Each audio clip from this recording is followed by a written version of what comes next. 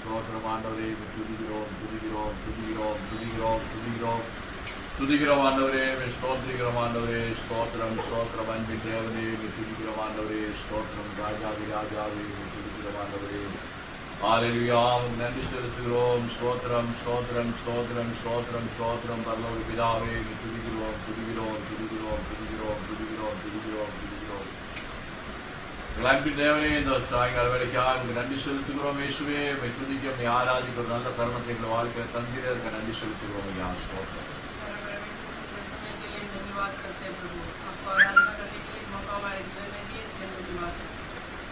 ஆண்டவரையுமே துதிக்கிறோம். இந்த ஆண்டவரை சாயங்கால வேலையில் ஆண்டவரை எங்களுடைய வேலைகள் எல்லாம் முடித்து உங்களுடைய சமூகத்தில் உட்கார்ந்து வசனத்தை படிக்க ஆண்டவரே, ஆண்டவரை வசனத்தின் ஆளுங்களை தெரிந்து கொள்ள நாங்கள் வந்திருக்கிறோம். எங்களோட பேசும்படியா ஜெபிக்கிறோம். ஆவியானவர் எங்களுக்கு சொல்லித் தரும்படியா ஜெபிக்கிறோம். ஐயா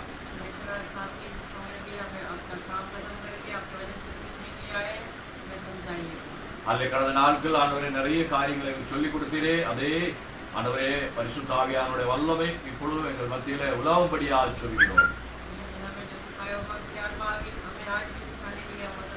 ஆண்டவரே, பரலோக ராஜ்யத்துடைய ரகசியங்களை ஆண்டவரை தெரிந்து கொள்ள எங்களுக்கு ஆண்டவரை வரங்களை கொடுத்திருக்கிறபடியா நன்றி செலுத்துகிறோம்.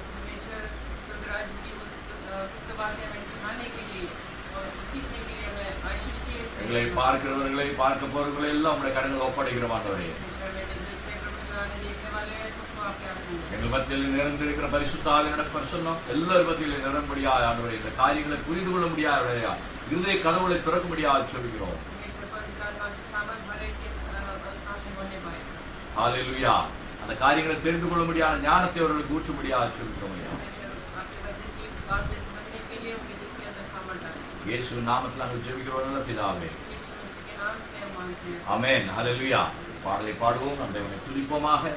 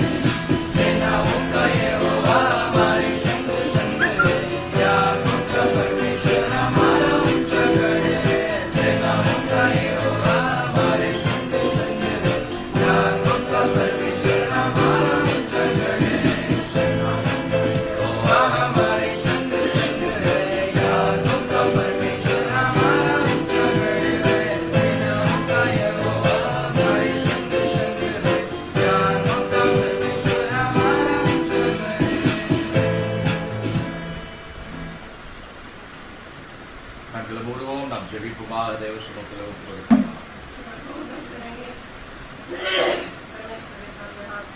ஆண்டவரே நல்லவனுக்கு நன்றி செலுத்துகிறோம். ஒரு முறையாக குடும்ப சமூகத்தில் உட்கார்ந்து தேவனுடைய வசனத்தை படிக்க எங்களுக்கு கிருபையாக சொல்கிறோம். பரிசுத்த ஆவியானவரே உடைய பிரசன்னத்துக்காக வாஞ்சிக்கிறோம். ஆண்டவரே எங்களை அழைக்கிறோம் என்றார்.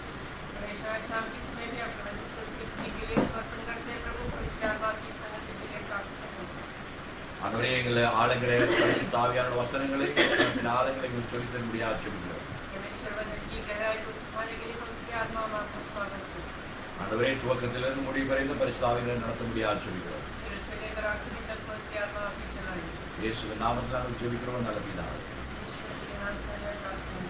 ஹல்லேலூயா. Praise the lord. ஆண்டவரை ஆசீர்வதிப்பாராக. தொடர்ந்தும் நாம் பரிசுத்த ஆவியானவர் இயேசு கிறிஸ்துவுக்குள் எப்படி கிரியை செய்கிறார் அந்த காரியங்களை படித்துக் கொண்டு வருகிறோம்.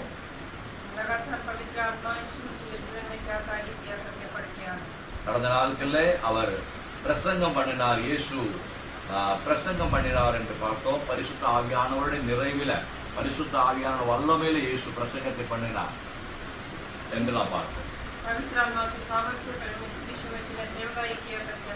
பரிசுத்த ஆவியானவரில் அவருடைய ஊழியத்தை செய்தார் என்றால் அவருடைய வாழ்க்கை பரிசுத்த ஆவியானவர் நடத்துகிறபடியே நடந்தார் என்று அதனுடைய அர்த்தம் என்று நான் சொன்னேன்.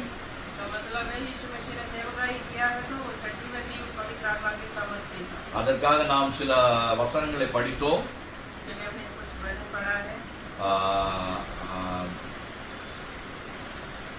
இன்றைக்கு நாம் இன்னொரு விஷயத்தை படிக்க போகிறோம்.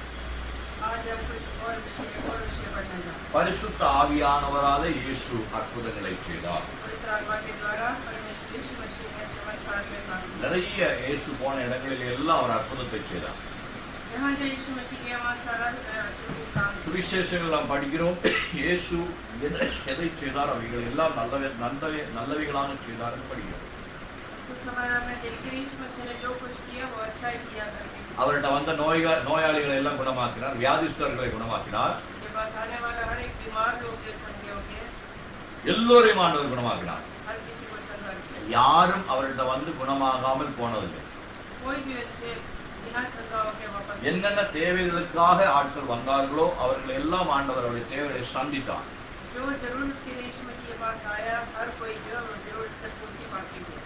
ஆண்டவர் சமூகத்தில் வருகிற பொழுது தேவைகள் முழுவதுமாக சந்திக்கப்படுகிறது என்று ஒரு உதாரணத்தை இயேசு கிறிஸ்து அதன் மூலமாக செய்கிறார்.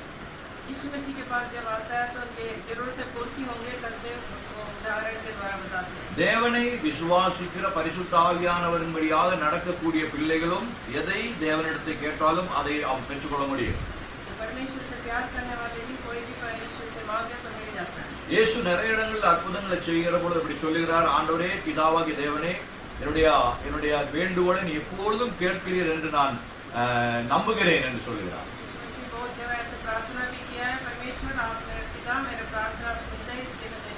நம்முடைய ஜெபங்கள் ஏறெடுக்கப்பட வேண்டும் என்றால், அது தேவ சமூகத்தில் சென்று அதற்கு பதில் கிடைக்க வேண்டும் என்றால், தேவனுக்கு கீழ்ப்படியுள்ள பிள்ளைகளாக பரிசுத்த ஆவியானவருக்கு கீழ்ப்படியுள்ள பிள்ளைகளாக இருக்க வேண்டும்.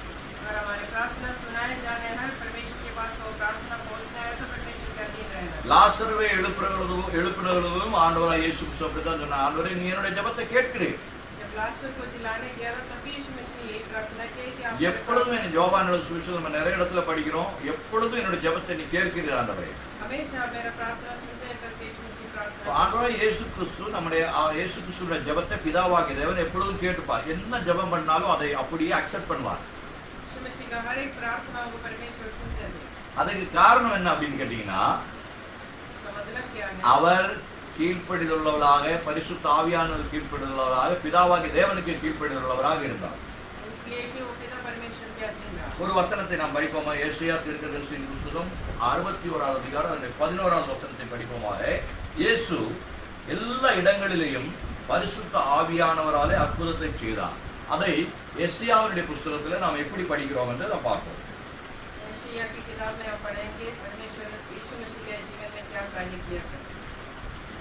பூமி தன் பூண்டுகளை விளைப்பது போலவும், தோட்டம் தன்னில்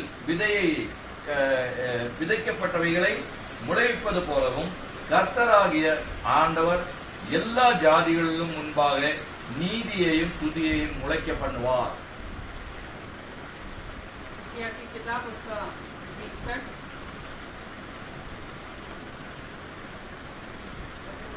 11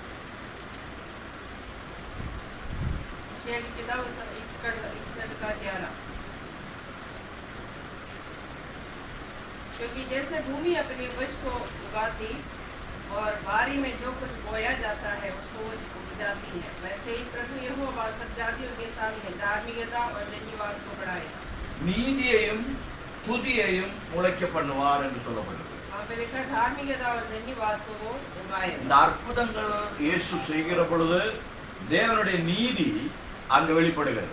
जब परमेश्वर यीशु मसीह परमेश्वर चमत्कार करेंगे तो परमेश्वर के वो धार्मिकता वहाँ प्रकट होगी। அற்புதங்கள் இயேசு செய்யப்படுகிற பொழுது தேவனுடைய மகிமை துதி அங்கே வெளிப்படுகிறது.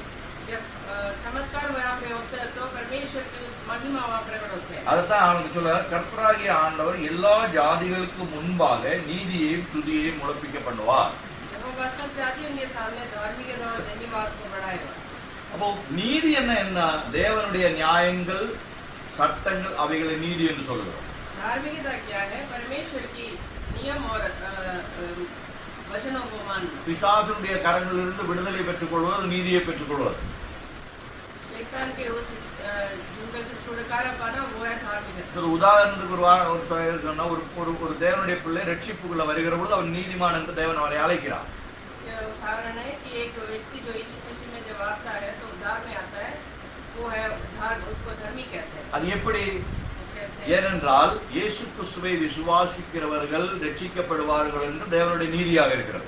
क्योंकि वो यीशु मसीह के ऊपर जो विश्वास करते हैं वो धर्मी बनेगा करके परमेश्वर का वायदा है। தேவன் ஒரே ஒரு நீதியை தான் கொடுத்திருக்கிறார், அதுதான் நீதி. ரட்சிக்கப்பட வேண்டும் என்றால், பரலோகத்துக்கு போக வேண்டும் என்றால் முதல் காரியம் இயேசு கிறிஸ்துவை ரட்சகராக ஏற்றுக்கொள்ள வேண்டும். और स्वर्ग राज्य में जाना है तो आपको यीशु मसीह को उद्धारकर्ता मानना है। அப்படி ரட்சகராக ஏற்றுக்கொள்கிற ஒவ்வொரு பிள்ளைகளையும் தேவன் நீதிமான் என்று அவர்களுக்கு முத்திரை வைக்கிறார், அவருக்கு பெயரை சூட்டுகிறார். ऐसे उद्धार पाया हुआ हर एक व्यक्ति को परमेश्वर कहता है धर्मी। அல்லேலூயா. அப்படி செய்கிற பொழுது அவர்கள் நீதியை செய்கிறார்கள். ऐसे करते समय वो परमेश्वर की उस धार्मिकता को पूरा करते हैं। அது தேவன் செய்யக்கூடிய ஒரு அற்புதம். वो परमेश्वर का एक चमत्कार है। ஒரு மனிதனுடைய இடத்திலிருந்து பிசாசு விட்டு போகிறதோ, ஒரு மனிதனுக்கு அவயவங்கள் உருவாகிறதோ ஒன்றும் பெரிய அற்புதம் கிடையாது. एक व्यक्ति से जो शैतान अलग होना या उनका कुछ अंग उनके उग जाना ये कोई चमत्कार का बात नहीं है। அற்புதம்னு சொல்லக்கூடியது என்னன்னு கேட்டீங்கன்னா, ஒரு பாவி மனம் திரும்பி பரலோக ராஜ்யத்தின் பிள்ளையாக மாறுகிறது தான் பெரிய அற்புதம். बड़ा चमत्कार वो है कि एक पापी व्यक्ति जो है मन फिरावट पाके यीशु मसीह में वापस आना। ஏனென்றால் ஆண்டவர் மனிதனுடைய ஆத்மாவுக்கு விலை கற்பிக்கிறார். क्योंकि परमेश्वर हर एक इंसान की आत्मा को मूल्य देते हैं। ஆத்மாவுக்கு தான் விலை தேவ சமூகத்துல. परमेश्वर के सामने हर एक इंसान की आत्मा को मूल्य है। முழு ஆத்மாவும் இயேசுவை விசுவாசித்து பரலோகத்துக்கு பிள்ளையாக மாறுகிற பொழுது அந்த முழு ஆத்மா ரட்சிக்கப்படுகிறது. जब एक व्यक्ति जो परमेश्वर के यीशु मसीह में आके उद्धार पाके आता है तो वो स्वर्ग राज्य में एक वारिस बन जाते हैं। அதுதான் பெரிய அற்புதம். वो है बड़ा चमत्कार। இயேசு கிறிஸ்துவின் நாட்களில் தேவனை நன்றாக தெரிந்து கொள்ளக்கூடிய ஒரு நல்ல வாய்ப்பினை தேவன் நமக்கு கொடுத்தார். परमेश्वर ने हमें एक अच्छा मौका दिया है कि परमेश्वर को जानने के लिए। கடந்த வாரத்தில் நம்ம அதை படித்தோம். எபிரேயர் நிருபம் 1வது அதிகாரத்தில் நம்ம படித்தோம். पिछले दिनों में हमने वो पढ़ा है प्राणियों की किताब में। கொஞ்சம் கொஞ்சமாக பிதாக்கள் மூலமாக ஆண்டவர் கொடுத்தார் அதை, ஆனால் இயேசு கிறிஸ்துவின் மூலமாக முழுமையாக அதை வெளிப்படுத்தினார் என்று படித்தோம். हमने पिछले दिनों में पढ़ा है कि हमें पूर्विक दिनों में पिताओं के द्वारा हमें थोड़ा थोड़ा करके समझाया, लेकिन यीशु मसीह की तरह हमें पूरी तरह समझाया। அது ஆண்டவருடைய சித்தமாக இருந்தது. वो परमेश्वर की इच्छा है। ஆண்டவருடைய சித்தம் என்ன? உலகத்தில் இருக்கக்கூடிய எல்லா மனிதர்களும் ரட்சிப்புக்குள்ள வர வேண்டும் என்று ஆண்டவருடைய சித்தம். परमेश्वर की इच्छा ये है कि हर एक व्यक्ति दुनिया भर के हर एक लोग जो है वो परमेश्वर के राज्य में யாரும் கெட்டு போகாமல் நித்திய ஜீவனை பெற்றுக்கொள்ள வேண்டும் என்று தேவனுடைய சித்தம். कोई भी नाश ना होते हुए परमेश्वर के राज्य में पहुंचाना, ये है परमेश्वर की इच्छा। அதற்கு பரிசுத்த ஆவியானவர்களை அவர்கள் சான்று இருக்க வேண்டும். इसलिए पवित्र आत्मा के साथ रहना जरूरी है। பரிசுத்த ஆவியானவர்கள் கீழ்ப்படிய வேண்டும். पवित्र आत्मा के अधीन रहना। பரிசுத்த ஆவியானவர் நடத்துறபடியாக நடக்க வேண்டும். जैसे पवित्र आत्मा चलाता है वैसे चलना चाहिए। அதுக்கு உதாரணமாகத்தான் இயேசு கிறிஸ்து பரிசுத்த ஆவியானவர் மூலமாக அந்த அற்புதங்களை செய்து தேவனுடைய மகிமையை வெளிப்படுத்துகிறார். इसके लिए यीशु मसीह ने जो चमत्कार चिन्ह करते हुए परमेश्वर के उस नाम को उस महिमा को प्रकट किया। மத்தாய் 12:38 प्रतिरक्षित समाचार उसका மத்தேயு 12:38 படிப்போமாக. प्रतिरक्षित समाचार उसका 12 का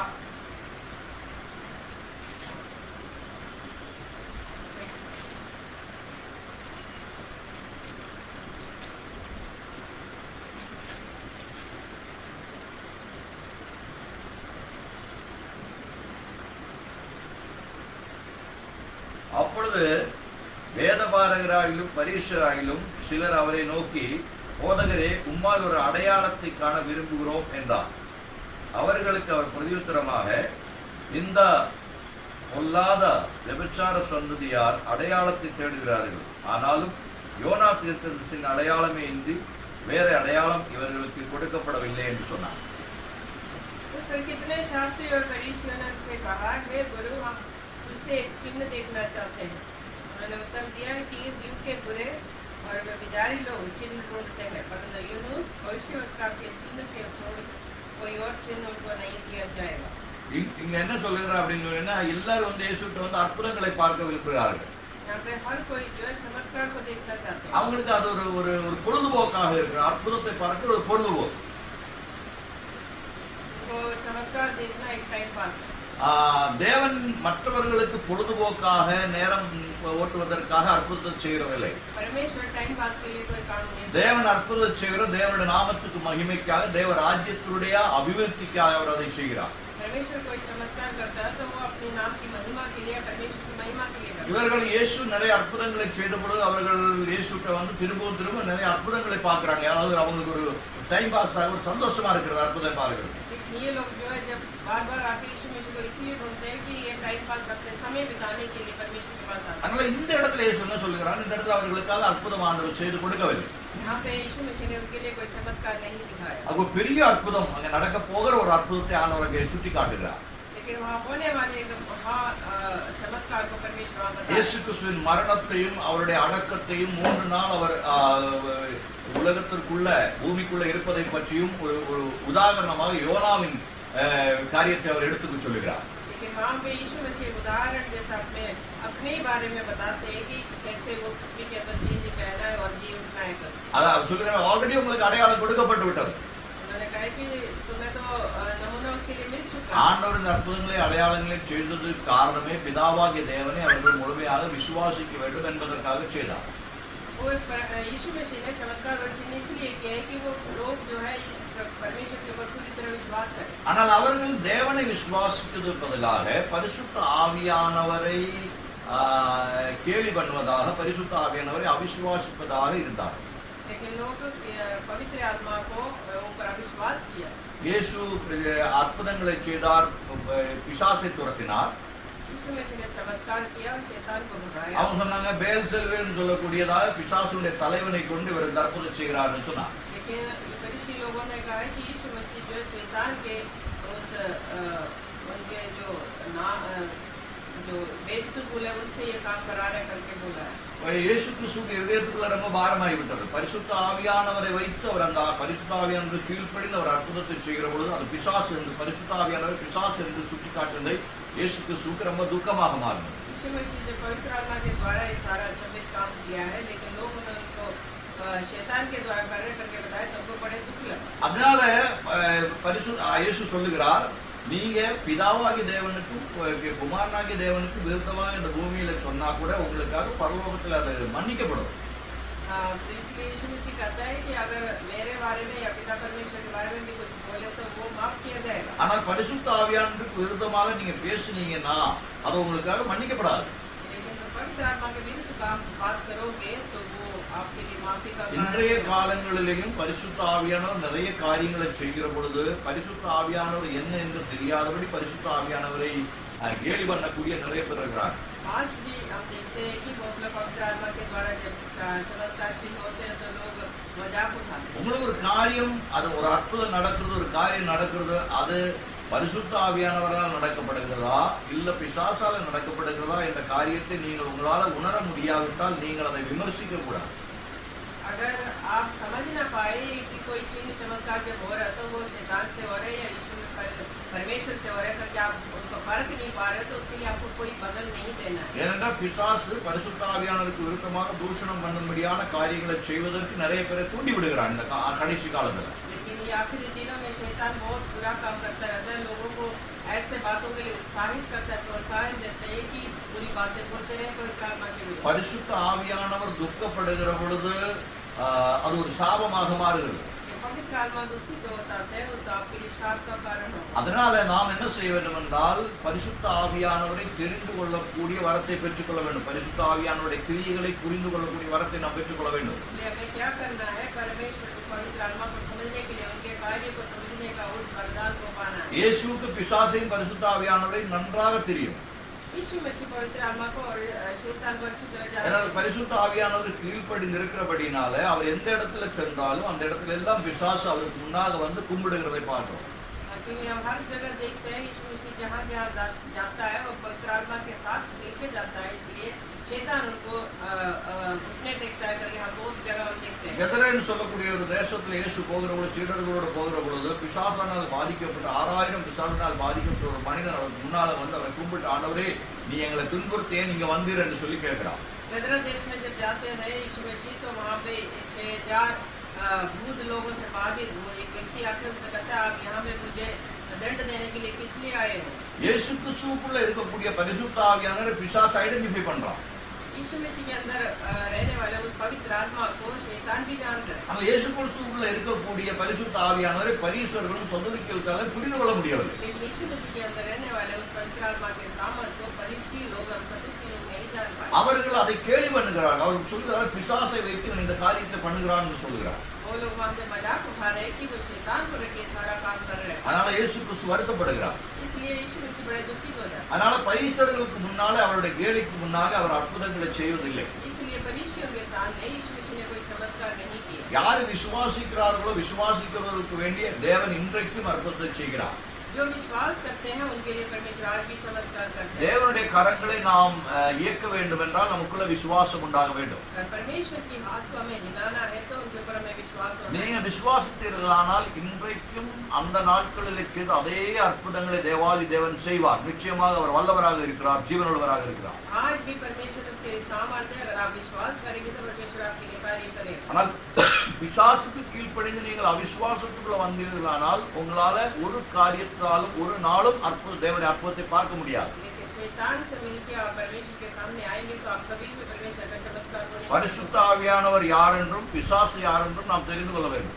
शैतान कौन है और पिता परमेश्वर कौन है करके पवित्र आत्मा क्या है करके हमें समझना है। பிசாசு பெரிய திட்டங்களை தீட்டி நம்முடைய ஆசீர்வாதங்களை கெடுத்து விடும்படியாக நிறைய வலைகளை விரிப்பான். शैतान हमारे आशीषों को खत्म करने के लिए बहुत सारे जाल बिछाएंगे। ஆனா 2-3 வாரத்துக்கு முன்னால படித்தோம். இயேசு கிறிஸ்துவினுடைய அந்த பிதாவாகிய தேவனுடைய காரியங்களை குறித்து நாம் சிந்தித்தோம். பிதாவாகிய தேவனிடத்திலிருந்து நல்ல காரியங்கள் மட்டுமே வருகிறது என்று நாம் கற்றுக்கொண்டோம். ये पिछले दिनों में पढ़ा है कि पिता परमेश्वर से खाली अच्छी बात है, आशीष की बातें आती है। யோவான் எழுதின சுவிசேஷம் 10வது அதிகாரம் 10வது வசனத்தில் இயேசு கிறிஸ்து சொல்லுகிறார், யோவான் எழுதின जमाल उसका 10 के 10 में आप देखते हैं தேவனை பற்றியும் பிசாசை பற்றியும் பிதாவா இயேசு கிறிஸ்துவானவர் சொல்லக்கூடிய ஒரு முக்கியமான ஒரு காரியம் நாம் படிப்போமாக. वहाँ पे यीशु मसीह बताने वाली एक अच्छी बात हम देखेंगे। 10:10 चोर किसी और काम के लिए नहीं परंतु केवल चोरी करने और घात करने और नष्ट करने को आता है। அந்த பிசாசை இயேசு கிறிஸ்து திருடனாக கள்ளனாக அங்கு வெளிப்படுத்துகிறார். यीशु मसीह वहाँ पे एक शैतान को एक चोर के तरीके से बताते हैं। பிசாசுடைய சுபாவம் கள்ளன், திருடனுடைய சுபாவம். திருடன் என்ன செய்வானோ அந்த காரியத்தை தான் பிசாசு வந்து செய்வான். शैतान क्या करता है? चोर क्या करता है वही शैतान भी करता है। அவன் திருடுறதுக்காக வருகிறான், वो चोरी करने आते கொலை हैं, செய்ய வருகிறான், वो घात करने आते हैं, அழிப்பதற்காக வருகிறான். वो नष्ट करने को ஆனால் आते இயேசு हैं। என்ன சொல்கிறான், நானோ அவைகளுக்கு ஜீவன் உண்டாகும்படியாகவும் அது பரிபூர்ணம் அடையும் வந்திருக்கிறேன். लेकिन यीशु मसीह ने कहा है मैं इसलिए आया है कि वे जीवन पाए और बहुत आय से पाए। இயேசு கிறிஸ்து சொல்லக்கூடிய காரியம், இயேசு கிறிஸ்து வந்ததற்கு காரணம் என்னன்னா நம்முடைய வாழ்க்கையில ஜீவன் ஆத்மா பரிபூர்ணம் அடைய வேண்டும் என்பதற்காக. यीशु मसीह इसलिए हमारे जीवन में आया है कि हमारे आत्मा जो है पूरी तरह परिपूर्ण हो जाए। ஆனால் திருடன் பிசாசு எதற்காக வருகிறான்? நம்முடைய ஆத்மா அழிக்கப்படவும், ஆத்மா பரலோகத்துக்கு போகாமல் இருக்கப்படவும், நாம் அவிசுவாசத்தை கொண்டு வரும்படியாக பிசாசு கிரியை செய்வோம். लेकिन शैतान हमारे अंदर इसलिए कार्य करता है कि हमारी आत्मा कभी परिपूर्ण ना हो जाए, वो आनंद राज्य में कभी पहुंचे ना। அதனால்தான் பரிசுத்த ஆவியானவரையும் பிசாசையும் தெரிந்து கொள்ளக்கூடிய அந்த ஆவியை நாம் பெற்றுக்கொள்ள வேண்டும், பகுத்தறிவின் ஆவியை பெற்றுக்கொள்ள வேண்டும் என்று சொல்வது காரணம். इसलिए मैं बता रहा हूँ आपको ऐसा वरदान पाना है कि पवित्र आत्मा कौन है और शैतान का काम क्या है करके परखने का, उस वरदान को आपको पहले पाना है. பரிசுத்த ஆவியானவரை பரிசர்களாலும் சதுக்கியர்களாலும் தெரிந்து கொள்ள முடியவில்லை. पवित्र आत्मा को सदुकी लोग फरीसी लोग नहीं समझ पाए. அவர்கள் இயேசு செய்யக்கூடிய அற்புதங்களை எல்லாம் ஒரு விளையாட்டுத்தனமாக, ஒரு பொழுதுபோக்காக எடுத்துக்கொண்டார்கள். उन्होंने यीशु मसीह का द्वारा किया हुआ हर एक चमत्कार के काम को एक मजाक जैसा उठाया. அவர்கள் மனம் திரும்பவில்லை. वो मन फिरावट में नहीं आए. இன்றும் கிறிஸ்தவர்களுக்குள்ள நிறைய பரிசேயர்கள் சதுக்கியர்கள் இருக்கிறார்கள். आज भी ऐसे बहुत सारे फरीसी लोग और सदुकी लोग हैं. அற்புதங்களை பார்க்கிற பொழுது அவைகளை பிசாசு என்று சொல்லி அவர்களை ஏளனம் பண்ணுகிறார்கள். जब चमत्कार को देखते हैं तो कहते हैं कि ये शैतान के द्वारा हुआ. அவர்களோ செய்வதில்லை, மற்றவர்களை செய்ய விடுவதும் இல்லை. वो लोग करते भी नहीं है, दूसरों को करने भी नहीं. இதன் மூலமாக எல்லாம் தேவன் துக்கப்படுகிறார், பரிசுத்த ஆவியானவர் துக்கப்படுகிறார், இயேசு துக்கப்படுகிறார். इन सारी बातों से परमेश्वर दुखी हो रहा है, पिता परमेश्वर दुखी हो रहा है, पवित्र आत्मा दुखी हो रहा है, यीशु मसीह भी दुखी. ஏனென்றால் தேவனுடைய வார்த்தையை தெளிவாக நம்மளுக்கு சொல்லுகிறது, இயேசு கிறிஸ்து அற்புதத்தை செய்தது, அடையாளங்களை செய்தது, இயேசு கிறிஸ்து நன்மைகளை செய்தது அவராக அல்ல, பரிசுத்த ஆவியானவரால் அவர் செய்தார் என்று சொல்லுகிறார். क्योंकि वचन साफ हमें सिखाता है कि यीशु मसीह जो भी कार्य किया है वो पवित्र आत्मा से करके किया है. நீங்க அப்போஸ்தலர் நடவடிக்கை 10வது அதிகாரம் 38வது வசனத்தை படித்து பாருங்கள். आप प्रेरितों की किताब में आइए. அந்த வசனம் தெளிவாக சொல்லப்பட்டிருக்கிறது. இதற்கு நாம் வேறொரு சான்றிதழ், ஒரு எக்ஸாம்பிள் எடுக்க வேண்டிய அவசியமே கிடையாது. इसके लिए हमें कोई और बातें ढूंढने की जरूरत नहीं है. 10:38 அப்போஸ்தலர் நடவடிக்கை 10:38. प्रेरितों की किताब उसका 10 का 38 को हम पढ़ेंगे. நசரேயராகிய இயேசுவை தேவன் பரிசுத்த ஆவியினாலும் வல்லமையாலும் அபிஷேகம் பண்ணினார். परमेश्वर ने किस रीति से यीशु नासरी को पवित्र आत्मा और सामर्थ से अभिषेक किया. தேவன் அவரோடு கூட இருந்தபடியினாலே அவர் நன்மை செய்கிறவராய் பிசாசின் வல்லமையில் அகப்பட்டவரை யாவரையும் குணமாக்கிறாராக சுற்றி தெரிந்தார். वो भलाई करता और सबको जो शैतान से सताए हुए थे अच्छा करता फिरा. பாருங்க, இதை விட ஒரு சான்றிதழ் இயேசு கிறிஸ்து பரிசுத்த ஆவியானவராலே அற்புதம் செய்தார் என்று வேறொரு சான்றிதழோட தேவையே கிடையாது. इसके लिए आपको यीशु मसीह ने पवित्र आत्मा से ही काम किया है करके बताने के लिए कोई और बात बताने की जरूरत தெளிவாக नहीं. வசனம் சொல்லுது, தெளிவாக பரிசுத்த ஆவியானவர் அங்க எழுதி வைத்திருக்கிறார். இயேசு கிறிஸ்துவை தேவன் பரிசுத்த ஆவியானவராலும் வல்லமையாலும் நிரப்பினார். அது மட்டுமில்ல, தேவன் அவரோடு கூட இருந்தார். यहाँ पे साफ साफ हमें पता चल रहा है, वहाँ पे लिखा है यीशु मसीह पवित्र आत्मा और उनकी सामर्थ से अभिषेक हुआ, इसलिए वो भलाई किया है. பாருங்க, அப்ப இயேசு கிறிஸ்துவுக்கு அற்புதங்கள் செய்வதற்கு பரிசுத்த ஆவியானவர் தேவைப்பட்டார். यीशु मसीह को चमत्कार करने के लिए पवित्र आत्मा की நம்ம जरूरत है. கடந்த நாட்களில் படித்துக் கொண்டு வருகிறது, இயேசு கிறிஸ்துவுடன் பரிசுத்த ஆவியானவர் இருந்தபடினால் என்னென்ன காரியங்கள் இயேசு கிறிஸ்து செய்தார் என்பதை படித்துக் கொண்டு வருகிறோம். पिछले दिनों में सीखा है कि यीशु मसीह के साथ पवित्र आत्मा था तो उन्होंने क्या क्या किया. இயேசு கிறிஸ்துவுடைய மனித பிறப்பை, இந்த உலகத்தில் இயேசு கிறிஸ்து மனிதனாக பிறந்தார் என்பதற்கு காரணங்களை, அதனுடைய காரியங்களை கேட்டால் தேடி கொண்டு வந்து வருகிறோம். यीशु मसीह इस पृथ्वी में एक इंसान बनकर क्यों आया, उसके कारण क्या है करके हम सीख किया. ஒரு மனிதனாக இருந்து இயேசு இவ்வளவு காரியங்களை எப்படி செய்தார் என்ற காரியத்தை தான் நாம் படிக்கிறோம். एक इंसान होते हुए भी उन्होंने चमत्कार के कार्य कैसे किया करके हमने सीखा. பரிசுத்த ஆவியானவர் அவருக்குள்ள இருந்தபடியினாலே, தேவனுடைய வல்லமை அவருக்குள்ள இருந்தபடியினாலே, பிதாவாகிய தேவன் இயேசு கிறிஸ்துவோடு கூட இருந்தபடியினாலே இயேசு இங்கே எல்லா காரியத்தையும் செய்கிறார். पवित्र आत्मा उनके साथ था, पिता परमेश्वर की सामर्थ्य उनके साथ था, वो पवित्र आत्मा से अभिषेक पाया था, इसलिए सारे चमत्कार के काम उन्होंने किए. இந்த இடத்துல இயேசு மனிதர் என்று சான்றிதழ் செய்வதற்கு, சாட்சி சொல்வதற்கு இன்னொரு காரணம் கூட இருக்கு. இன்னொரு வசனம் கூட சொல்லப்படுது. यहाँ पे यीशु मसीह इंसान है करके बताने के लिए एक और बात है. நசரேயனாகிய இயேசு கிறிஸ்துவை என்று சொல்லப்பட்டது. यहाँ पे लिखा है नासरी यीशु मसीह. அவர் நசரேத்தில் இருந்தக்கூடிய நசரேத்து தேசத்தினுடைய ஒரு மனிதனாக வேதம் அவரை சுட்டி காட்டுகிறது. वो नसरेत जगह में रहने वाले एक व्यक्ति करके वहाँ पे यीशु मसीह. யோவானின் சுவிசேஷத்தில் நாம் படிக்கிறோம், நதனியேல் சொல்கிறார், நசரேத்திலிருந்து ஏதாவது நன்மை வருமா என்று கேட்கிறார். क्योंकि हम परमेश्वर के वचन में देखते हैं, नतनिएल कहते हैं कि नासरी देश से कोई अच्छा भलाई का काम आएगा क्या. நசரேத் என்று சொல்லக்கூடிய சின்ன கிராமத்தை பற்றி யாருமே எந்த ஒரு கணக்கு மனதில் வைத்துக் கொள்வதில்லை. उस नसरेत नाम उस छोटे गांव के बारे में किसी के अंदर कोई चिंता नहीं है। ஆனால் பரிசுத்த வேதம் சொல்லுகிறது நசரேத்திலிருந்து தேவனுடைய வல்லமையானவர் விளம்பு வருவார் என்று சொல்லப்படுகிறது. लेकिन परमेश्वर के वचन में लिखा है उस नसरेत गांव से एक परमेश्वर की सामर्थ आएगा कर। தேவாதி தேவன் அற்புதத்தை செய்வதற்கு அந்த நசரேத்துன்னு சொல்லக்கூடிய யாராலையும் கண்டிராத ஒரு சின்ன கிராமத்திலிருந்து ஒரு மனிதரை எழுப்பி கொண்டு வருகிறார். परमेश्वर की उस बड़ा चमत्कार का काम करने के लिए उस नासरेत देश से एक व्यक्ति को परमेश्वर उठाएगा करके। இந்த உதாரணங்கள் எல்லாம் நமக்கு என்ன விளக்குறது என்று கேட்டால் இயேசு முழு மனிதனாக இந்த பூமியில இருந்தார். सारे उदाहरण हमें ये दिखाता है कि यीशु मसीह पूरी तरह इंसान थे। சாதாரண மனிதனாக இருந்த இயேசு நிறைய அற்புதங்களையும் அடையாளங்களையும் செய்தார். ये साधारण व्यक्ति होते हुए भी यीशु मसीह ने बहुत चमत्कार के और अचंभित काम किया। எப்படி அவர் அதை செய்தார்? कैसे किया उन्होंने? ஒரே காரணம் தான், एक ही बात। பரிசுத்த ஆவியானவருடைய வல்லமையாலையும் தேவனுடைய கூட அவரோடு இருந்தபடினாலையும் அந்த காரியங்கள் நடந்தது. वो इसलिए कि पिता परमेश्वर उनके साथ थे और पवित्र आत्मा की सामर्थ और अभिषेक उनके साथ। இந்த கிளாஸ் ஆரம்பித்த பொழுது நான் உங்களுக்கு சொன்னேன் இயேசு கிறிஸ்து நம்மளுக்கு ஒரு மாடல். ये जब ये क्लास शुरू हुआ था तभी मैंने आपको बताया था यीशु मसीह हमारे लिए एक नमूना है। இயேசு கிறிஸ்து இயேசு கிறிஸ்து செய்வதை போல நாமும் செய்ய முடியும். यीशु मसीह जैसे करते हैं वो हम भी कर सकते हैं। அதுதான் ஒரு உதாரணமாக இயேசுவை தேவன் நமக்கு கொடுத்திருக்கிறார். इसलिए यीशु मसीह को हमें हमारे सामने ஆதாம் இயேசு கிறிஸ்து இரண்டாவது ஆதாம் என்று சொன்னேன்.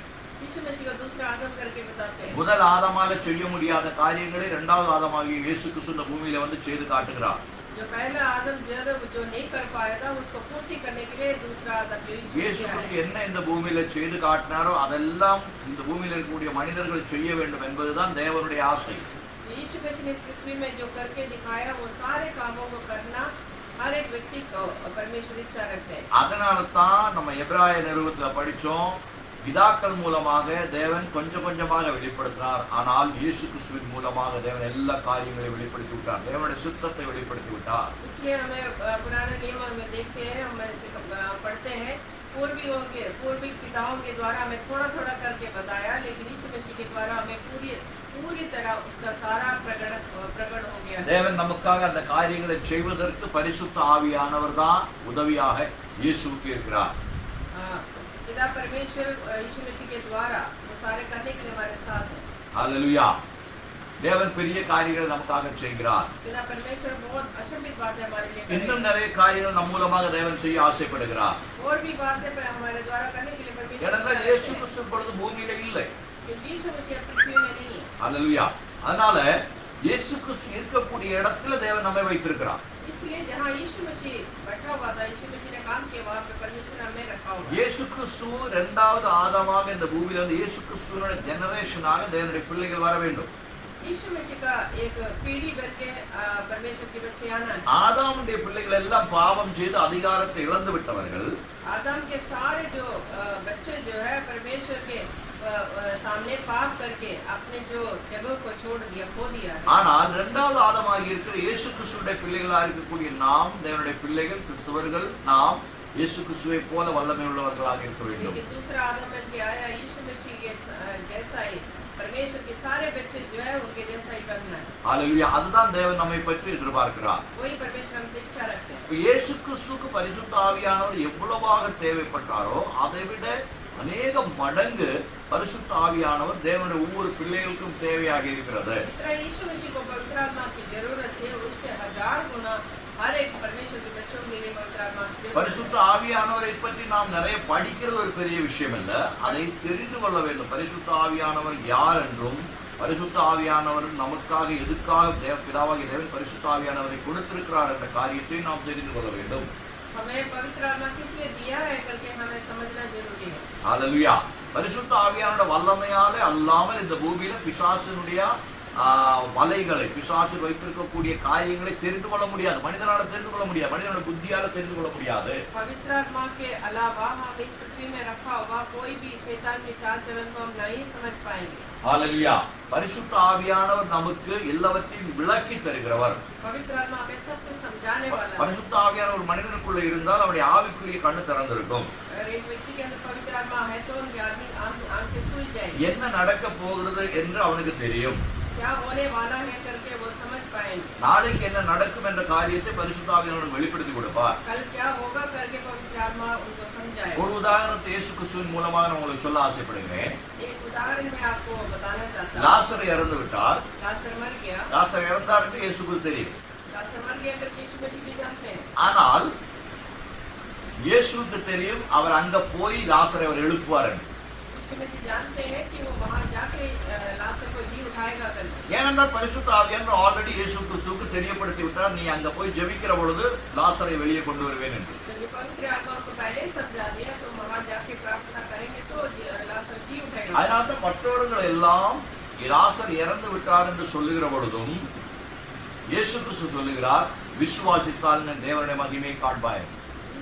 इसलिए सब लोग वहाँ पे कहते हैं कि लाजर मर गया करके, लेकिन यीशु मसीह वहाँ कहते हैं अगर तुम विश्वास करेगा तो परमेश्वर के चमत्कार को देखो। இயேசு சீடர்கள்ட்ட சொல்கிறார், லாசர் நித்திரை கொள்கிறான், தூங்கிக் கொண்டிருக்கிறான், அவனை நாம் எழுப்புவோம் வாங்க அப்படின்னு சொல்றார். यीशु मसीह अपने चेलों को बताते हैं कि वो लाजर जो सो रहे हैं हम उसको उठाने जा रहे हैं। சீடர்கள் கூட அதை விசுவாசித்து விட்டார். சீடர்கள் சொல்ல, லாசர் தூங்கினார்னா நிச்சயமா எந்திரிப்பார் அப்படின்னா. चेले लोग भी कहते हैं अगर वो सो रहा है तो जरूर जी उठेगा। ஆனால் அவனை மரணத்தில் இருந்து எழுப்புகிறேன் என்ற காரியம் இயேசு கிறிஸ்துவுக்கு மட்டும்தான் தெரியும். लेकिन वो जहाँ से मृत्यु से जी उठाएगा करके यीशु मसीह ही जानते थे। லாசருடைய 2 சகோதரிகள் மார்த்தா மரியாள் கூட விசுவாசித்தார்கள்.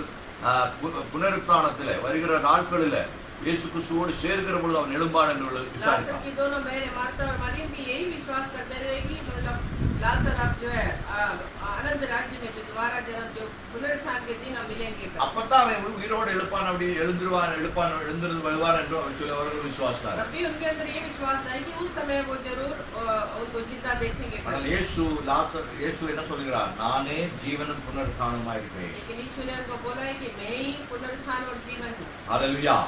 என்னால் எல்லா காரியங்களையும் செய்ய முடியும். उससे सब कुछ संभव है। அப்போ இயேசு போகிறார், லாசருடைய கல்லறையில் நிற்கிறார், அவர் சொல்லுகிறார், லாசரே வெளியே வா என்று சொல்கிறார். यीशु मसीह वहाँ जाते हैं और उनके कब्र के सामने खड़े होकर कहता है लाजर बाहर आ। அப்பதான் சீடர்கள் கூட இந்த உண்மையை தெரிந்து கொள்கிறார். ஐயோ, லாசர் இறந்திருக்கிறாரே, ஆண்டவர் என்ன சொன்னார், உறங்கிட்டு இருக்கிறான், தூங்கிட்டு இருக்கிறான், எழுப்பு அப்படின்னு சொல்லி வந்தாரே அப்படின்னு சொல்லி அப்பதான் சீடர்களுக்கு கூட சத்தியம் புரிகிறது. तभी उनके चेले लोग भी सच को समझ पाए कि सच में लाजर मर गए थे। हमने सोचा था कि वो सो रहे जी, उसको उठाने जा रहे थे। இயேசு இந்த பூமியில் இருக்கிற பொழுது சீடர்கள் பரிசுத்த ஆவியானவரை பெற்றுக்கொள்ளவில்லை. जब यीशु मसीह पृथ्वी में थे तो उनके चेले लोगों ने किसी को भी पवित्र आत्मा அதனால அந்த பரலோக ராஜ்யத்தினுடைய அந்த ரகசியத்தை அவர்களால் தெரிந்து கொள்ள முடியவில்லை. इसलिए वो परमेश्वर के अनंत राज्य की उस गुप्त बातें वो समझ नहीं पा रहे। ஆனால் பெந்தெக்கோஸ்து நாளில்தான் பரிசுத்த ஆவியானவருடைய வல்லமை சீடர்கள் மேல வருகிறது. அது வரைக்கும் சீடர்கள் பரிசுத்த ஆவியின் வல்லமையை பெற்றுக் கொள்ளவில்லை. लेकिन उस पेंटेकोस्त के दिन जो है पवित्र आत्मा से वो सारे चेले लोग भर गए। அவர்கள் அற்புதங்கள் செய்ததெல்லாம் இயேசுவின் நாமத்தில் செய்தார்கள். ஏன்னா இயேசு சொன்னார், என்னுடைய நாமத்தில் நீங்கள் எதை செய்தாலும் கேட்டாலும் கொடுப்பேன்னு சொன்னபடினால அந்த ஜெபத்தினால அந்த விசுவாசத்தோட இயேசுவின் நாமத்தினால பிசாசு துரத்தினார்கள், அற்புதங்களை செய்தார்கள். वहाँ तक जो है उन्होंने यीशु मसीह के नाम से सारे चमत्कार किए। அவர்கள் அப்படி செய்கிற பொழுது இயேசுவின் வாக்குத்தத்தத்தின் மூலமாக பரிசுத்த ஆவியானவர் அந்த சீடர்களுக்காக கிரியை செய்தார். जब वो यीशु मसीह का नाम लेते थे तो पवित्र आत्मा उनके वायदा के अनुसार यीशु मसीह के उस वायदा के अनुसार उनके ऊपर कार्य करता है। ஏனென்றால் இயேசு கிறிஸ்து பூமியில் இருக்கிற பொழுது பரிசுத்த ஆவியானவருக்கு இங்க வேலை கிடையாது. क्योंकि यीशु मसीह जब इस पृथ्वी में है तो पवित्र आत्मा को कोई काम नहीं। தனிப்பட்ட முறையில் இன்னொருத்தர்கிட்ட பரிசுத்த ஆவியானவர் வேலை செய்ய வேண்டிய அவசியம் இல்லை. ஏன்னா முழுமையாக பரிசுத்த ஆவியானவருக்கு கீழ்ப்படியக்கூடிய ஒரு பர்சனாலிட்டி இயேசு. क्योंकि वो अकेले किसी व्यक्ति के ऊपर पवित्र आत्मा को कार्य करने की जरूरत नहीं था, क्योंकि यीशु मसीह पूरी तरह पवित्र आत्मा से अधीन है। தேவனுடைய சித்தம் முழுவதும் பரிசுத்த ஆவியானவர் எதிர்பார்க்கிறது போல இயேசு அவர்களுக்கு கீழ்ப்படிந்து வந்தார். जैसे पिता परमेश्वर इच्छा रखता था वैसे पूरी तरह परमेश्वर के अधीन रहा और पवित्र आत्मा के अधीन रहा यीशु। அதனால பரிசுத்த ஆவியானவர் இன்னொருத்தர்கிட்ட போக வேண்டிய அவசியம் இல்லை, இன்னொருத்தர் மூலமா காரியத்தை செய்ய வேண்டிய அவசியம் கிடையாது. इसलिए पवित्र आत्मा किसी और से काम कराने की जरूरत नहीं। அதோட அர்த்தம் என்ன அப்படின்னு கேட்டீங்கன்னா, முழுமையாக கீழ்ப்படிதல் உள்ள மனிதனுக்குள்ள பரிசுத்த ஆவியானவர் எப்பொழுதுமே தங்கி இருப்பார். इसका मतलब है कि पूरी तरह अधीन रहने वाले व्यक्ति के अंदर पवित्र आत्मा हमेशा रहे। தேவன் அதைத்தான் எதிர்பார்க்கிறார். நம்ம தேவனுடைய ஆலயம் என்று தேவ வசனத்துல படிக்கிறோம். தேவனுடைய ஆலயம் என்று தேவன் சொன்னதுனால நாம் தேவ ஆலயம் ஆகிறதில்லை. நாம் முழுமையாக பரிசுத்த ஆவியானவருக்கு கீழ்ப்படிந்தால் மட்டும்தான் நாம் தேவனுடைய ஆலயமாக இருக்க முடியும். परमेश्वर ने बोला है तुम मेरा मंदिर हो, इसलिए कि हम पवित्र आत्मा से पूरी तरह भरे हुए उनके अधीन रहेंगे, तभी हम परमेश्वर का मंदिर बन सकते हैं. ஹல்லேலூயா. அதனால நாம் பரிசுத்த ஆவியானவருக்கு கீழ்ப்படிந்து எப்படி வாழ வேண்டும் என்பதற்கு ஒரு மாதிரியாக இயேசு கிறிஸ்து நமக்கு காட்டுகிறார். जैसे पवित्र आत्मा से भरते हुए पवित्र आत्मा से कैसे अधीन रहना करके यीशु मसीह एक नमूना बन के हमें दिखाया. அதனால தான் அவருடைய மகிமையெல்லாம் அவர் பரலோகத்துல விட்டு ஒரு மனிதனாக நம்மை போல ஒரு மனிதனாக அவர் வந்தார். इसलिए यीशु मसीह ने अपने सारे अधिकार को स्वर्ग में रखते हुए एक साधारण इंसान बनकर पृथ्वी में आए. இப்பொழுது மனிதன் நினைப்பது தேவனாலே இந்த காரியங்களை பண்ண முடியும், மனிதனாலே அற்புதங்களை பண்ண முடியாது அப்படி சொல்லி நினைத்துக் கொண்டிருக்கிறார். अभी भी लोग ये समझते हैं कि परमेश्वर ही अचंभित या चमत्कार के काम कर सकते हैं, इंसान से नहीं होगा कर. ஆனால் பரிசுத்த ஆவியானவருக்கு கீழ்ப்படியக்கூடிய சாதாரண மனிதனை வைத்து தேவனுக்கு பெரிய காரியங்களை செய்ய முடியும். लेकिन जिसके अंदर पवित्र आत्मा है या पवित्र आत्मा के अधीन रहने वाले जो साधारण व्यक्ति से भी परमेश्वर अपने लिए कार्य कराए. அதற்கு உதாரணம் தான் இயேசு கிறிஸ்து உள் பரிசுத்த ஆவியானவர் கிரியை செய்து காட்டுகிறார். उसके लिए एक नमूना बनाकर यीशु मसीह के द्वारा परमेश्वर ने पवित्र आत्मा से काम करवाया. தேவன் நிறைய மனிதர்களுக்குள்ள பரிசுத்த ஆவியானவரை அனுப்பி அவருடைய வேலையை செய்ய ஆசைப்பட்டார். यीशु पिता परमेश्वर बहुत लोगों को भेज के अपना काम कराना चाहता था. ஆனா அவர்கள் யாருமே முழு கீழ்ப்படிதல் உள்ளவர்களாக இராதபடியினாலே लेकिन उनमें से कोई भी व्यक्ति जो पूरी तरह परमेश्वर का अधीन नहीं रहा, பரிசுத்த ஆவியானவருக்கு சுதந்திரம் இல்லாம போய்விட்டார். इसलिए पवित्र आत्मा को वहाँ पे कोई आजादी नहीं मिला. பரிசுத்த ஆவியானவர் நம்மிடத்துல கிரியை செய்ய வேண்டும் என்றால் பரிசுத்த ஆவியானவருக்கு நாம் முழுவதுமாக விட்டுக் கொடுக்க வேண்டும். अगर पवित्र आत्मा हमारे अंदर कार्य करना है तो हमें पूरी तरह उनके अधीन रहना है. அதுக்கு ஒரு உதாரணத்தை சொல்லி இன்றைக்கு கிளாஸை முடிக்க ஆசைப்படுகிறேன். इसके लिए एक उदाहरण बता के मैं आज की क्लास நீங்க அப்போஸ்தலர் நடவடிக்கை பார்த்தீர்களானால் प्रेरितों की किताब में पढ़ेंगे அங்க பிலிப்பு என்று சொல்லக்கூடிய ஒரு மனிதனை பார்க்க முடியும். वहाँ पे फिलिप नाम के एक व्यक्ति को हम देखते हैं. அப்போஸ்தலர்கள் எல்லாருமே சேர்ந்து அந்த இடத்துல வந்து பெரிய ஊழியத்தை செய்து கொண்டிருக்கிறார்கள்.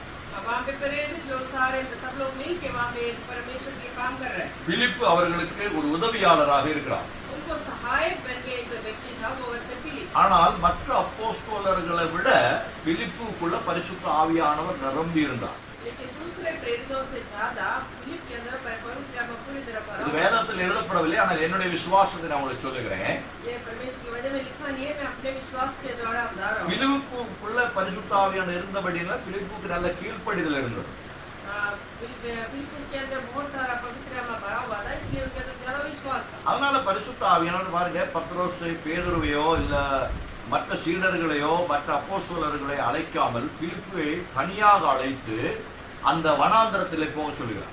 इसलिए पत्रोस ने क्या करता है, वो उनको कहता है कि उस सुनसान जगह में, जो जंगल की जगह में उनको अकेले लेके चलते हैं. அங்க பிலிப்பு என்ன சொல்கிறார், பரிசுத்த ஆவியானவர் கீழ்ப்படிந்து சொல்கிறார். என்ன செய்ய போறான்னு தெரியாது, எங்க போறான்னு தெரியாது, எதற்காக அனுப்புறான்னு தெரியாது, ஆள் கீழ்ப்படிதல் போகிறார். लेकिन वहाँ पे पवित्र आत्मा उनको सुनसान जगह पर जब ले चलता है तो वो बिना पूछे समझे कुछ पूछे बिना वो उनके पीछा करके वहाँ जाते हैं. அங்க போன ஒரு சின்ன ஊழிய அவருக்காக ஒரு மனிதன் ரட்சிப்புக்காக வழி நடத்துகிறார். वहाँ पे उनके लिए एक छोटे से सेवकाई था. எத்தியோப்பியா நாட்டிலிருந்து வந்ததான ஒரு பெரிய ஒரு அதிகாரி, ஒரு பினான்சியல் மினிஸ்டர் அவரை ஞானஸ்நானம் கொடுக்கிறார். वहाँ पे एक इथियोपिया नाम के जगह से आया हुआ एक व्यक्ति को जब बपतिस्मा देना था. அங்க இருந்து அந்த காரியம் முடிஞ்ச உடனே பரிசுத்த ஆவியானவர் பிலிப்பை எடுத்துக்கொண்டு போகிறார் என்று வசனத்தில் சொல்லப்பட்டது. वहाँ पे जब वो कार्य पूरा हो गया तो वहाँ से पवित्र आत्मा उनको उठा के ले गया करके हम देखते हैं. இன்னொரு இடத்துக்கு கொண்டு போய் அங்க பெரிய அற்புதங்களை அடையாளங்களை பிலிப்பின் மூலமாக ஆண்டவர் செய்கிறார். एक जगह और ले जाके फिलिपुस द्वारा बहुत सारे चमत्कार और चिन्ह करवाते करके देखते हैं. ஏன் பரிசுத்த ஆவியார் பிலிப்பை தேர்ந்து கொண்டார்? क्यों पवित्र आत्मा फिलिपुस को चुना? அந்த அவ்வளவு அப்போஸ்தலர் இருக்கிறார்கள், 120 பேர்கள் அவர் இருக்கிறார், எல்லாரும் பரிசுத்த ஆவியானவர் நிரப்பப்பட்டார். ஆனால் பரிசுத்த ஆவியானவர் கீழ்ப்படிந்தவர் இவர் ஒருவர் மட்டும்தான். क्योंकि बाकी 120 चेले लोग थे, प्रेरित लोग थे, सब लोग पवित्र आत्मा से भरे हुए थे, लेकिन पवित्र आत्मा को अधीन रहने वाले एक व्यक्ति यही फिलिपुस. அப்ப கீழ்ப்படிதல் உள்ளவர்களை வைத்துதான் தேவன் பெரிய காரியங்களை செய்ய முடியும். इसलिए जो अधीन रहने वाले व्यक्तियों के द्वारा परमेश्वर चमत्कार. இயேசு சீடர்களை விட்டு போகிற பொழுது ஒரு வார்த்தை சொன்னார். யோவான் எழுதின சுவிசேஷத்தில் நாம் படிக்கிறோம். அதை यूहन्ना सुसमाचार में देखते हैं जब यीशु मसीह अपने चेलों को छोड़ के जा रहे थे, என்னில் விசுவாசிக்கிறவன் பெரிய காரியங்களை செய்வான், என்னை போல காரியங்களை செய்வான். मुझ में विश्वास रखने वाले हर एक व्यक्ति जो है चमत्कार के कार्य करेंगे. ஆனால் என்னை விட பெரிய காரியங்களை அவன் செய்வான் என்று சொல்லுகிறான். लेकिन मुझसे बढ़कर वो कार्य करेगा करके वो बताते हैं. அப்ப அதனுடைய அர்த்தம் என்ன அப்படின்னு கேட்டீங்கன்னா, முழுமையான கீழ்ப்படிதல் உள்ளவர்களாய் பிதாவை நாம் விசுவாசிக்கிறோம் என்றால் இயேசு கிறிஸ்து செய்ததை விட பெரிய அற்புதங்களை இன்னும் வெயிட்டிங் அது தேவ சமூகத்தில் பரலோகத்தில் அந்த அற்புதங்கள் இன்னும் இருக்கிறது, இன்னும் பூமியில் நடக்காத அற்புதங்கள் இருக்கிறது என்று அர்த்தம். इसका मतलब है यीशु मसीह ने जो यहाँ पे पृथ्वी में किया होगा उससे बढ़कर स्वर्ग में अभी और भी चमत्कार करने के लिए है. वो अगर आप पवित्र आत्मा के अधीन रहेंगे, पूरी तरह भरे रहेंगे तो हम कर सकते हैं. இயேசுவை போல கீழ்ப்படிதல் ஒரு மனிதனாக நாம் மாறுவோமானால் நிச்சயமாக பரிசுத்த ஆவியானவர் நம் மூலமாக அந்த அற்புதங்களை செய்வார். और यीशु मसीह के जैसा हम पूरी तरह पवित्र आत्मा के अधीन रहेंगे तो जैसे यीशु मसीह ने किया है उससे बढ़कर आप भी कार्य कर सकते हैं. ஆமென். நாம் கண்களை மூடுவோமாக, இந்த ராத்திரி வேளை நாம் ஒப்பு கொடுப்போமா.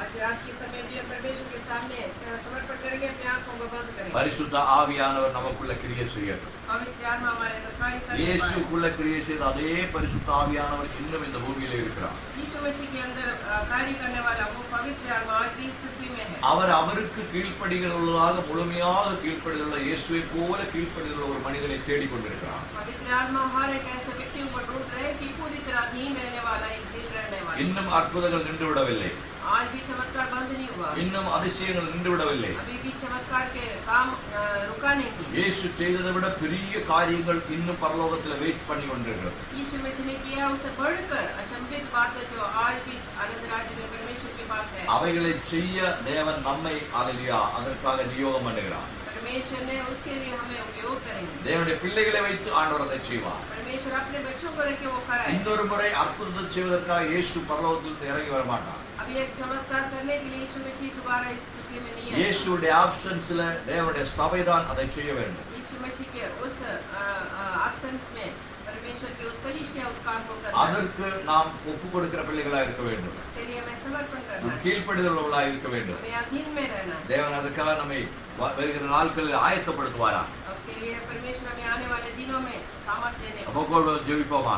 हम अभी प्रार्थना करेंगे. ஆண்டவரே துதிக்கிறோம், நல்ல வேலைக்காக நன்றி செலுத்துகிறோம் ஐயா. परमेश्वर हम स्तुति करते सुंदर समय के लिए धन्यवाद. இயேசுவின் நாமத்திலே எங்களை பார்த்து கொண்டிருக்கக்கூடிய பார்க்க போற எல்லா பிள்ளைகளுக்காக நாங்கள் ஜெபிக்கிறோம். परमेश्वर यीशु मसीह के नाम से जो हमें देखते हैं और के देखने वाले हर एक को हम आशीष करते हैं. ஆண்டவரே இந்த வசனங்கள் இந்த கேட்கப்பட்டதாய வசனங்களுடைய வாழ்க்கையில பெரிய அற்புதங்களாக கிரியை செய்யட்டும். परमेश्वर आज जो सुना हुआ आपके वचन जो उनके अंदर एक बड़े चमत्कार की तरह उनके जीवन में कार्य करने தேவனுடைய வல்லமை அவர்கள் மேல் இறங்கட்டும் ஐயா. परमेश्वर की सामर्थ्य उनके ऊपर பரிசுத்த होने ஆவியினுடைய அபிஷேகம் அவர் மேல் இறங்கட்டும் ஆண்டவரே. पवित्र आत्मा की अभिषेक उनके ऊपर होने ஒவ்வொரு पाए. பிள்ளைகளை ஆசீர்வதிக்கும்படியா ஜெபிக்கிறோம். हर एक बच्चों को आप आशीष करिए. நீர் எதிர்பார்க்கக்கூடிய காரியங்களை செய்யும்படியான ஒரு கீழ்ப்படிதல் தேவனுடைய பிள்ளைகளுக்கு ஒவ்வொருவருக்கும் உண்டாகட்டும் ஆண்டவரே. परमेश्वर आप जैसे इच्छा रखते हैं वैसे कार्य करने के लिए मन हर एक आपके बच्चों के अंदर होने पाए. இங்கே ஆவியானவர் தங்கி இருக்கக்கூடிய தேவனுடைய ஆண்டவரே ஆலயமாக எல்லா பிள்ளைகளும் மாறட்டும் ஐயா. परमेश्वर आपके पवित्र आत्मा रहने वाला एक मंदिर बन के हर एक व्यक्ति ने होने पाए. ஆண்டவரே இயேசு கிறிஸ்து வருகைக்கு முன்னதாக ஆண்டவரே இந்த கெட்டு போகக்கூடிய ஆத்துமாக்களை பரலோக ராஜ்யத்துக்கு கொண்டு வரும்படியான பெரிய தாகம் எல்லா தேவனுடைய பிள்ளைகளுக்குள்ளே உண்டாகட்டும். परमेश्वर यीशु मसीह के आने से पहले जो नाश होने वाले हर एक लोगों को आनंद राज्य में ले जाने के लिए और उनको उद्धार में मन फिरावट में ले आने के लिए एक प्रयास हर एक व्यक्ति के अंदर होने पाए. ஆண்டவரே அற்புதங்கள் அடையாளங்கள் மூலமாகத்தான் தேவன் உயிரோடு இருக்கிறார் என்று நாங்கள் மற்றவர்களுக்கு தெரியப்படுத்த முடியும். परमेश्वर चमत्कार और चिन्ह के द्वारा ही प्रभु परमेश्वर जिंदा है करके दूसरों को बता அது सकते हैं. எங்களுடைய வல்லமையாலே எங்களுடைய ஞானத்தால முடியாது, பரிசுத்த ஆவியானவராலே அது கூடும். परमेश्वर वो कोई हमारी सामर्थ्य से बुद्धि से नहीं होगा प्रभु, खाली पवित्र आत्मा की सामर्थ्य से ही होगा. எங்களுக்கு பரிசுத்த ஆவியானவர் தேவைப்படுகிறது. परमेश्वर हमें पवित्र आत्मा की பரிசுத்த ஆவியானுடைய அபிஷேகம் உங்களுக்கு தேவைப்படுகிறது. पवित्र आत्मा की अभिषेक हमें जरूरत है. எங்களை அந்த அபிஷேகத்தால் நிரப்பும்படியாக ஜெபிக்கிறோம். उस अभिषेक से हमें भर दीजिए. நிறைய இடங்களில் நாங்கள் கன்ஃபியூஷனா இருக்கிறோம். बहुत जगह हम बार-बार हम शक எங்களுடைய காரியங்களே முழுமையாக செய்ய முடியாதபடி நாங்கள் பலவீனமாக போகிறோம். अपने खुद के कामों को भी कभी-कभी हम नहीं कर அது पाते. பரிசுத்த ஆவியானவருடைய ஆண்டவரை இயலாமை, பரிசுத்த ஆவியான எங்களுக்குள்ள இல்லாம இருக்கிறபடினால் அது நடக்கிறது. वो इसलिए कि पवित्र आत्मा हमारे अंदर नहीं है. ஆனால் பரிசுத்த ஆவியானவருடைய அந்த வல்லமை அதேபடி எங்கள் மேல இறங்கினால், இயேசுக்குள்ள இருந்த ஆவியானவர் எங்களுக்குள்ளேயும் அதே போல கிரியை செய்தால் எல்லா பிசாசின் தந்திரங்களை நாங்கள் வெற்றி பெற முடியும் என்று நாங்கள் விசுவாசிக்கிறோம். परमेश्वर अगर यीशु मसीह के अंदर रहने वाला उस पूरी तरह की अभिषेक पवित्र आत्मा की अभिषेक हमारे अंदर भी आएगा तो हम शैतान के हर एक चाल चलन से जीत पाएंगे। அதற்காக இந்த நாட்களை எங்களை பலப்படுத்தும், எங்களை பார்த்து கொண்டிருக்கிறவர்களை கேட்கிறவர்களை கேட்க போறவர்களை எல்லோரையும் பலப்படுத்தக்கூடிய इस ஆட்சியம் रोज के लिए हमें और हमें सुनने वाले और सुनते हैं प्रभु हर एक को आप आशीष करिए, அவளை ஆசீர்வதியும் ஐயா. आशीष करिए। ஜெபத்தை கேட்டபடியாலும் நன்றி செலுத்துகிறோம். आपके प्रार्थनाओं को सुना इसलिए இயேசு धन्यवाद। கிறிஸ்துவின் நாமத்திலே நாங்கள் ஜெபிக்கிறோம் நல்ல பிதாவே. यीशु मसीह के नाम से हमने प्रार्थना किया है। ஆமென் ஆமென் ஆமென். ஹல்லேலூயா. தொடர்ந்து நீங்கள் ஜெபியுங்கள். அடுத்த வாரத்திலே நம்ம இந்த கிளாஸை தொடர்ந்து படிக்க போகிறோம். இன்னும் ஒரு சில பாயிண்ட்கள் இருக்கிறது. இயேசு கிறிஸ்துவுக்குள் பரிசுத்த ஆவியானவர் எப்படி கிரியை செய்தார் என்று சொல்லி இந்த பாயிண்ட்களை படித்து நாம் பரிசுத்த ஆவியானவரை பெற்றுக்கொள்ள வேண்டிய நோக்கத்தை குறித்து அவருடைய ரெஸ்பான்சிபிலிட்டியை குறித்து நாம் தொடர்ந்து படிப்போம். हम लगातार परमेश्वर के उस विषय के बारे में, पवित्र आत्मा के बारे में सीखेंगे। ஆண்டவரை ஆசீர்வதிப்பாராக.